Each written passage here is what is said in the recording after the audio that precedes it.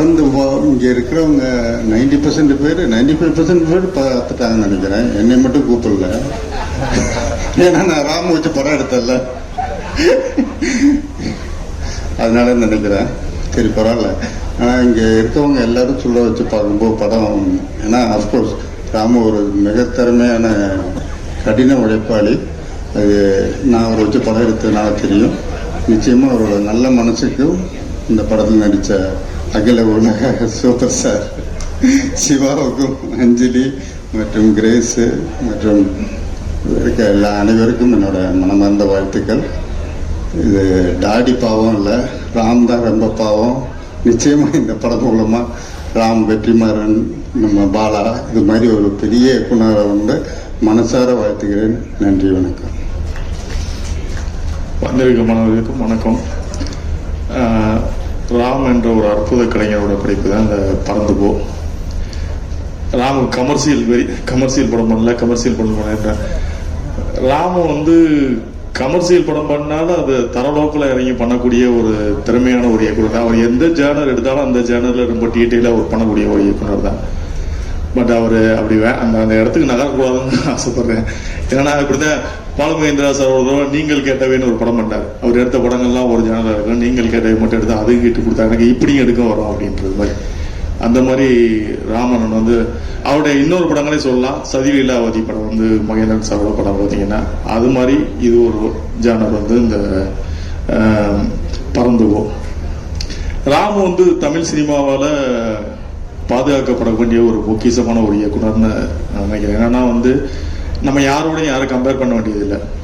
இவர் மாதிரி அவர் ஏன் படம் எடுக்கல, அவர் மாதிரி இவர் ஏன் படிக்கல, ஏன் சிவா வந்து நம்ம குணச்சேத்திர நடிகர் அடிக்கக்கூடாது. ஏன்னா சிவா அப்படித்தான் இருக்கணும். அந்த மாதிரி ரசிகர்களும் இங்கே இருக்காங்க. சிவாவோட கேரக்டரை பார்த்து நான் சிவாவோட படம் 80% 90% படம் கிட்ட அடிச்சிருக்கேன். எனக்கு தெரிஞ்சு ஒரு 2-3 படம் தான் இருந்தாங்க. ஏன்னா அந்த ரசிகர்கள் இருக்காங்க. அதுக்கு சிவா தேவைப்படுறாரு. எல்லாமே சிவாவும் வந்து அந்த மாதிரி நடிச்சிட்டாருன்னா அப்புறம் சிவா இடத்துக்கு யாரை தேடுறது நம்ம.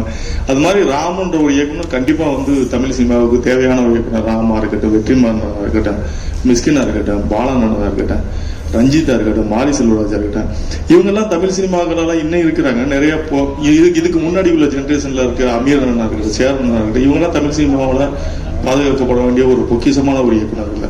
இவங்க ஏன் அவங்க அப்படி பண்ணாங்க, அவங்க ஏன் இப்படி பண்ணாங்கன்றதுல அந்த கம்பேரிசன் வந்து நமக்கு தேவையில்லை. அவங்களாவே படம் பண்ணணும்னு தான் என்னோட ஆசை.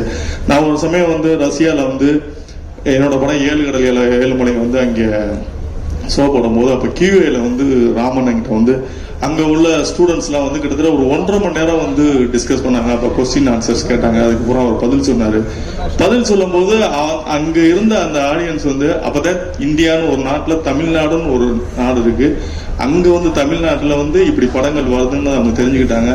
தமிழ் மொழியோட மேன்மையை தெரிஞ்சுக்கிட்டாங்க. அதை பூரா அவர் வந்து ஒரு கிட்டத்தட்ட ஒரு 1.5 மணி நேரம் வந்து பாடம் எடுத்தாரு. அப்போ பாருங்க, நம்ம தமிழ் படத்தை உலக அரங்கில் போய் நிப்பாட்டி, அது நான் 7 கடல் 7 மலை சொல்லும் போது எனக்கு வெற்றிமாறனா அங்கே வந்து அவருடைய படங்களை கொண்டு வந்தாரு.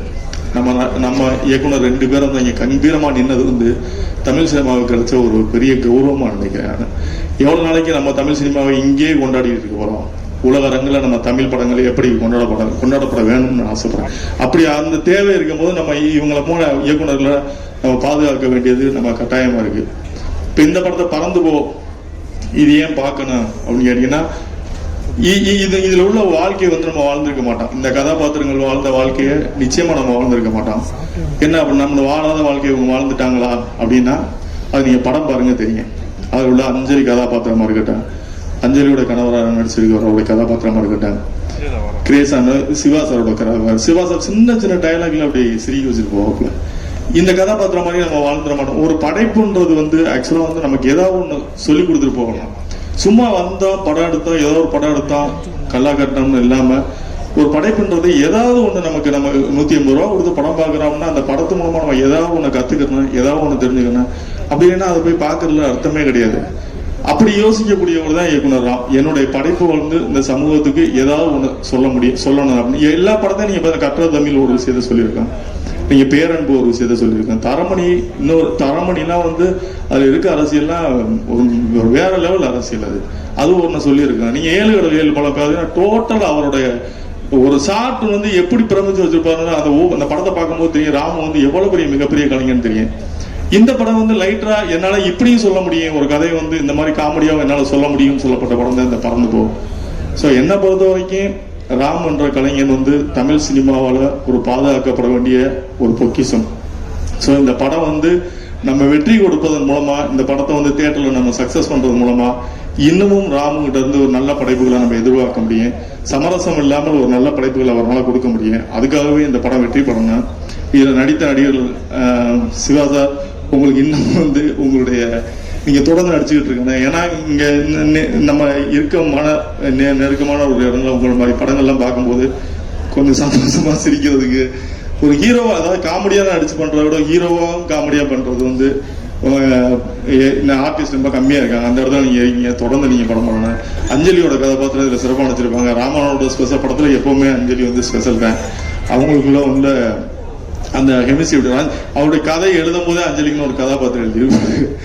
அது ராம் கூப்பிட்டா வரக்கூடிய என்னோட படத்துலாம் நீங்க 7 கடை 7 மணிலாம் எடுத்தீங்கன்னா அஞ்சலியை வந்து நாங்க கமிட் பண்ணவே இல்லை, ஆனா டிசைன்ல அனௌன்ஸ் பண்ணிட்டோம். அவ்வளோ அதாவது அவங்க வந்து சொன்னா செய்வாங்கன்ற இடத்துல வந்து அஞ்சலி கூப்பிட்ட உடனே எந்த டிமாண்ட் இல்லாம இவ்வளவு சம்பளம் கொடுங்க, இதை எந்த கமிட்மெண்ட் இல்லாம அவருடைய நட்புக்காக ஓடி வரக்கூடிய ஒரு நடிகை தான் வந்து அஞ்சலி. அஞ்சலி வந்து இந்த நேரத்தில் என்னுடைய நன்றியும் வாழ்த்துக்கள். கிரேசா அண்ணே வந்து இந்த படத்துல மிக சிறப்பாக நடிச்சிருக்காங்க. அவங்க இந்த படத்தின் மூலமா வந்து தமிழ் சினிமாவில் அவங்களுக்கு அதிகமான வாய்ப்புகள் வரும்னு நான் நம்புறேன். அப்புறம் அந்த படத்தோட மிகப்பெரிய பலம் வந்து சந்தோஷ் தயாநிதி தம்பி. யுவனை மிஸ் பண்ற இடத்துல தம்பி வந்துட்டாப்ல. ஏன்னா யுவன் ராம் காம்பினேஷன்றது சினிமாவில் வந்து யுவன் ராம் முத்துக்குமார்ன்றது வந்து சினிமாவில் வந்து ஒரு ஹிட் காம்பினேஷனு. இப்போ அந்த இடத்துல சந்தோஷ் தயாநிதி வந்திருக்காரு, அந்த பக்கம் மதன் கார்கி சார் வந்திருக்காரு. மதன் கார்கி சாருக்கு எனக்கு நன்றி. ஏன்னா அந்த படத்தை வந்து அடுத்த வேற இந்த 20 பாடல்கள் வைக்கணும்ன்ற ஐடியாவே மதன் சார் டிஸ்கஸ் பண்ணும்போது அந்த ஐடியா தான். ஸோ அவருக்கும் என்னுடைய நன்றி. இதில் பணியாற்றிய என்னுடைய கேமராமேன் ஏகாம்பரம் சார், அவர் எனக்கு கேமராமேன், இந்த படத்துக்கு கேமராமேன், அவருக்கும் என்னுடைய நன்றிகள். இதில் பணியாற்றிய அனைவருக்கும் நன்றிகள். இந்த விழாவை ஒருங்கிணைத்த நண்பர் மாரி செல்வராஜுக்கும் எனது நன்றிகள். அனைவருக்கும் நன்றியும் வாழ்த்துக்கள்.